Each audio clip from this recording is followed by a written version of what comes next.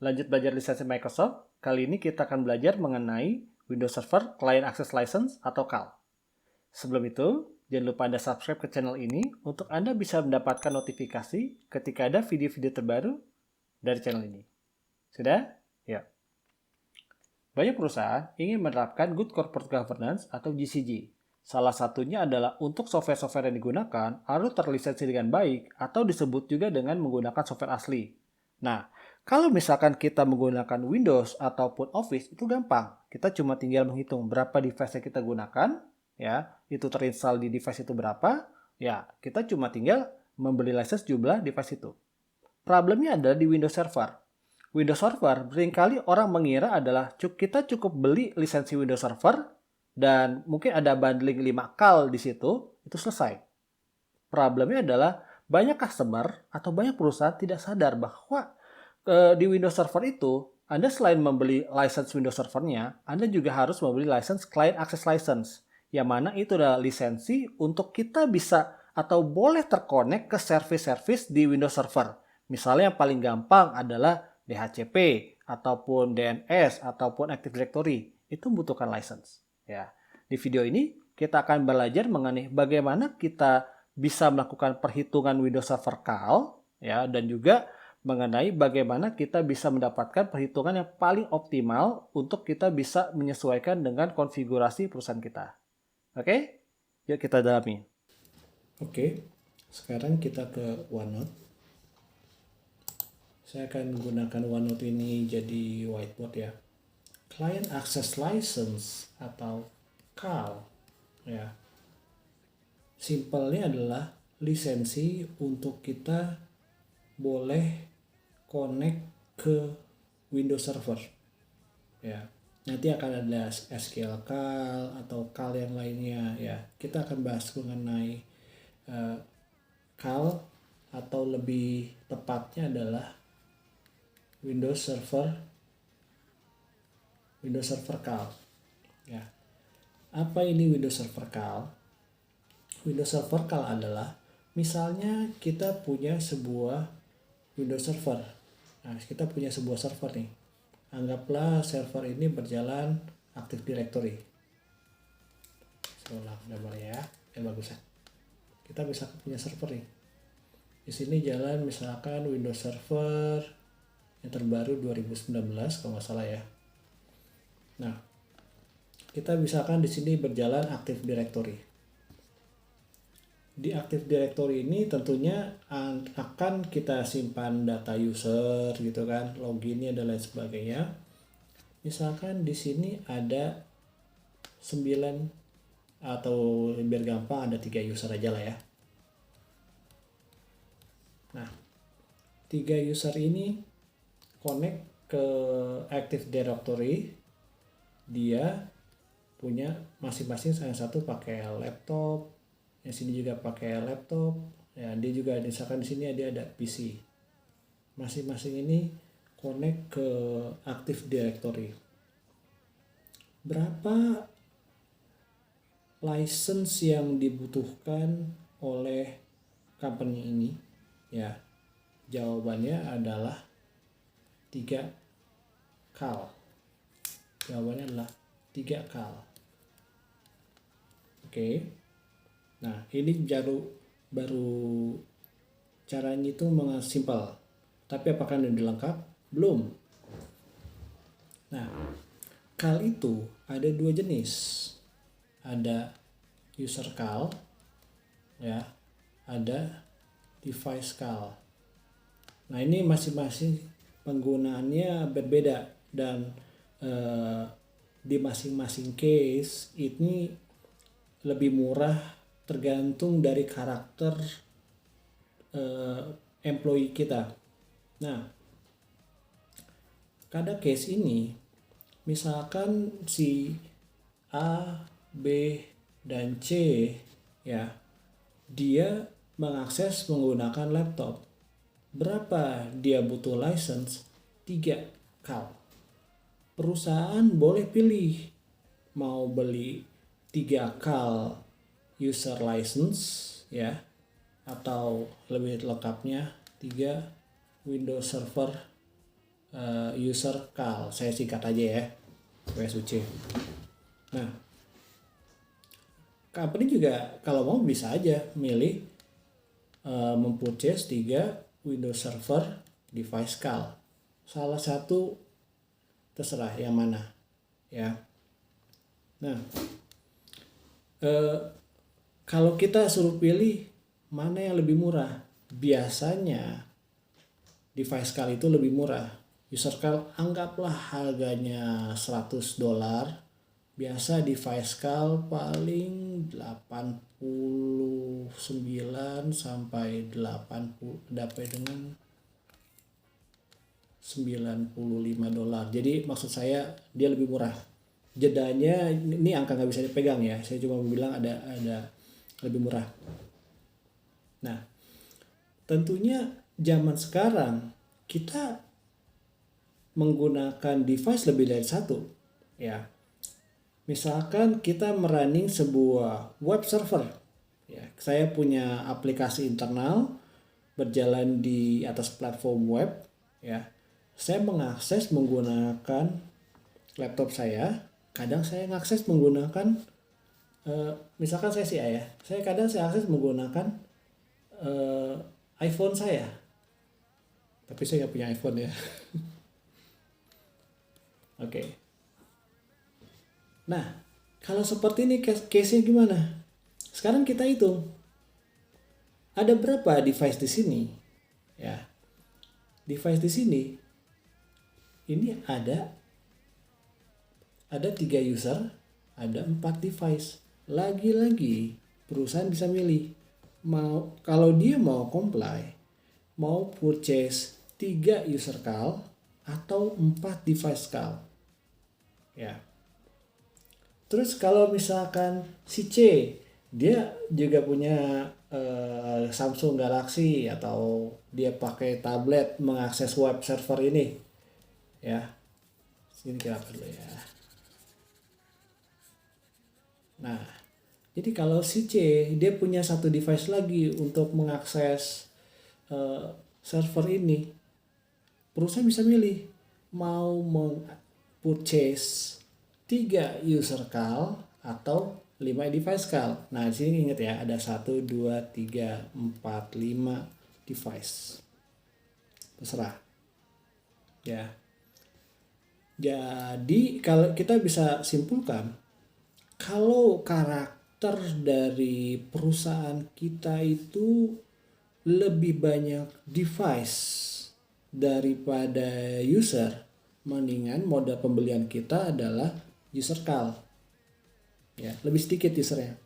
Comply nggak? Comply, karena dia menghitung user ya, tidak menghitung device.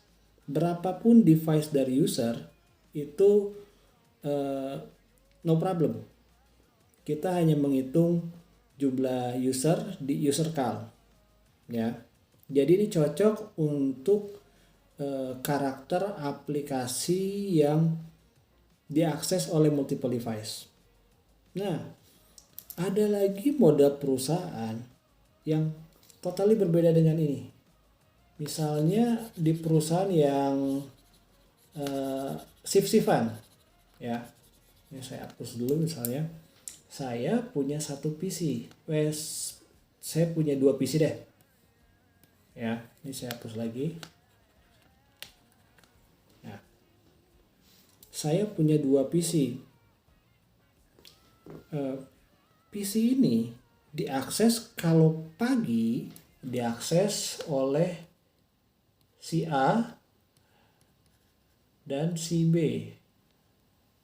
Ya.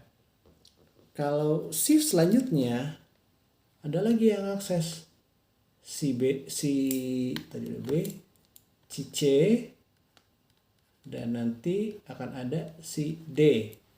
Shift selanjutnya lagi akan diakses oleh orang berbeda lagi, si E dan si F. Nah, kalau kayak seperti ini gimana cara hitungnya? Perusahaan bisa memilih mempurchase CAL sejumlah, berapa jumlah orang sini? 6. Berapa device ada di sini? 2. Jadi silakan pilih mau beli 6 user call atau 2 device call. Nah, itu terserah. Ya, tentunya pada case ini adalah 2 device call itu lebih murah. Ya. Jadi ini jadi jadi device call ini cocoknya adalah di karakter perusahaan yang kerjanya shift-shiftan atau lebih banyak usernya dari device, ya. Kalau sampai sini udah dapat feel-nya ya bahwa kita hitung lebih banyak orang atau device di perusahaan. Oke. Nah, kompleksitas selanjutnya adalah kadang kita atau developer kita ya agak ngakalin license ini. Ya. Misalkan, Pak, saya Windows servernya ada di belakang sini. Jadi di sini Windows servernya ada di belakang sini. Di sini saya pakai Linux. Saya pakai Debian. Misalkan Windows servernya saya memang pakai sistem anggaplah Active Directory. Tapi user tidak pernah mengakses Active Directory, Pak. Yang akses Directory itu sistemnya Linux. Misalnya, apakah dibutuhkan license? Jawabannya adalah ya. Client access license itu menghitung jumlah user atau device yang mengakses baik langsung maupun tidak langsung. Baik dia mengaksesnya adalah dari device langsung ke Windows Server atau dia ada satu layer lagi atau beberapa layer lagi. Istilah ini disebut sebagai multiplexing. Ya. Atau kita bikin konsep seperti ini. Ada sisi user, ada sisi data center. Ya. Ada sisi user, ada sisi data center. Untuk menghitung CAL, kita menghitung di sisi user. Di sisi data center, kita nggak hitung. Nah, pertanyaannya selanjutnya lagi adalah, Pak, saya ada sistem Windows Server juga satu lagi. Ya. Ada sistem Windows Server juga satu lagi. Atau bahkan Windows Servernya saya ada 3. Windows Servernya saya ada 3. Butuh license berapa? Jangan-jangan dikali 3, Pak. Enggak. Client access license hanya menghitung di sisi user. Ya. Hanya menghitung di sisi user. Jadi kalau misalkan kita ada Windows servernya banyak sekalipun tidak dihitung. Oke, dia butuh license Windows Server ya. Kita akan bahas di sesi selanjutnya. Tapi mengenai client access license, dia tidak menghitung berapa jumlah Windows Server di data center kita. Oke. Nah, kita konsep dasar mengenai CAL, cara menghitung CAL sudah kelar. Selanjutnya gini. Oke. Pak, saya pakai SQL Server, SQL Server. Saya pakai Microsoft SQL Server 2019, yang terbaru 2019 kalau nggak salah. Saya pakai Microsoft SQL Server 2019 di data center saya. Jadi misalnya case-nya gini.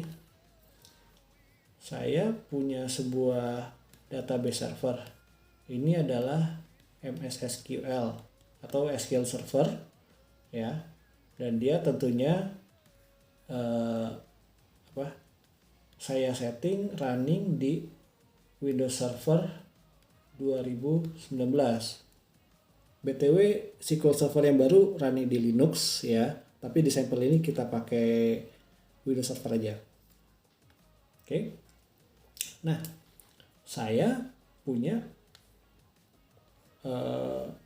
web server satu lagi nih Misalkan ini adalah IIS atau web server, ya. Dia running ke Windows Server 2019 juga. Nah, dia running misalkan aplikasi ASP.NET, ya. Dia menggunakan database-nya SQL Server. Nah, nanti dia melayani misalkan 3 user, ya, biar gampang kita pakai user call aja ya. Nah, dia butuh license-nya apa aja, bukan berapa lagi, apa aja. Kalau tadi kan kita sudah bahas berapa yang dibutuhkan, tapi sekarang license apa aja yang dibutuhkan. Nah, jawabannya adalah perusahaan ini membutuhkan 3 Windows Server CAL, ya, dan 3 SQL Server CAL.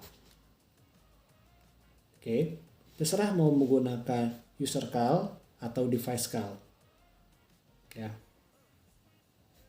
Nah, selanjutnya, kalau Pak, saya running di sini adalah SharePoint, ya. SharePoint server itu running di Windows Server, require SQL Server, ya. Butuh license apa aja di data center di perusahaan saya? Jawabannya adalah pertama, 3 Windows Server CAL, 3 SQL Server CAL, dan 3 SharePoint CAL. Nah, lebih spesifik SharePoint standar CAL. Oke. Mengenai tiering dari SharePoint CAL mungkin kapan-kapan kita akan bahas. Tapi poinnya adalah setiap aplikasi yang ada di data center kita, ya, itu require CAL license, ya. Beberapa memang ada cara perhitungan yang lebih agak berbeda, ya. Tapi untuk yang Windows Server, SQL Server, SharePoint, atau yang lainnya ada misalkan kalau dulu ada Skype for Business, dan mungkin kalau yang menggunakan Exchange on premise itu ada Exchange Server CAL, ya. Masing-masing itu membutuhkan CAL license, dan CAL license sifatnya stack, ya. Jadi kalau saya summary, cara perhitungan CAL adalah pertama, hitung yang paling sedikit, apakah device atau user. Kalau usernya lebih banyak, kita pakai device CAL. Kalau device-nya lebih banyak, kita pakai user CAL. Itu yang paling ekonomis. Itu cara menghitungnya, berapa kuantitasnya. Nah, berapa stack-nya, kita lihat aplikasinya apa aja. Yang mandatory, Windows Server CAL, ya. Kalau Anda menggunakan SQL Server, akan ada SQL Server CAL di atasnya, ya. Dan kalau Anda pakai SharePoint juga, bakal ada SharePoint CAL di atasnya. Bisa itu SharePoint standar, SharePoint Enterprise, ya. Saya udah agak lupa kalau yang aplikasi yang lebih advance. Oke, itu tadi penjelasan mengenai Windows Server CAL. Untuk sekarang itu dulu.